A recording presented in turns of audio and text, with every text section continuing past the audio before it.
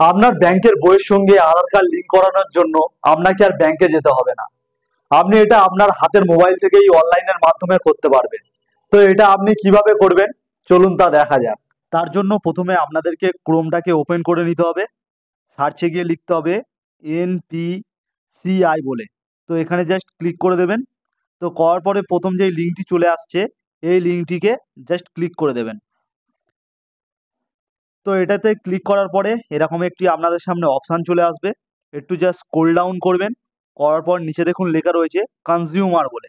তো এই প্লাস আইকনে জাস্ট ক্লিক করে দেবেন। তো ক্লিক করার পরে এখানে দেখুন লেখা রয়েছে ভারত আধার সিডিং এনেবলার। তো এখানে জাস্ট ক্লিক করে দেবেন। এই লিঙ্কটাতে ক্লিক করলে একটি নতুন পেজ আপনাদের সামনে ওপেন হয়ে যাবে এবং ওপরের দিকে দেখুন টাইম দেখাচ্ছে।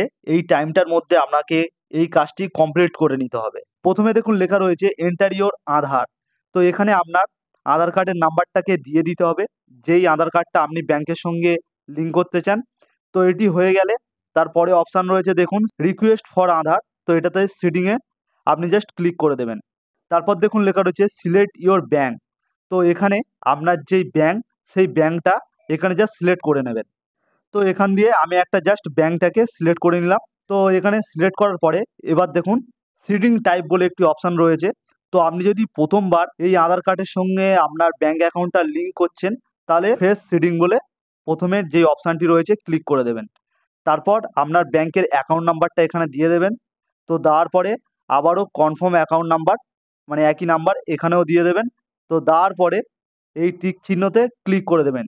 এটা আপনি মানে এগ্রি হলেন। হওয়ার পরে একটু স্ক্রল ডাউন করলে এটাকেও ক্লিক করে দেবেন টিক চিহ্নতে। তারপর আপনার এখানে যেই ক্যাপচার কোডটি রয়েছে, ক্যাপচার কোডটি এখানে দিয়ে জাস্ট প্রসিড করে দেবেন।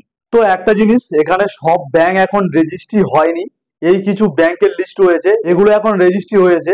আস্তে আস্তে সব ব্যাংক এখানে রেজিস্ট্রি হয়ে যাবে। তো দেখলেন খুব সহজে আপনার মোবাইল দিয়ে কিভাবে আপনার ব্যাংকের অ্যাকাউন্টের সঙ্গে আধার কার্ড লিঙ্ক করতে হয়। যদি ভিডিওটা হেল্পফুল হয় অবশ্যই লাইক, কমেন্ট এবং চ্যানেলটিকে সাবস্ক্রাইব করে রাখবেন। দেখা হচ্ছে অন্য কোনো নেক্সট ভিডিওতে।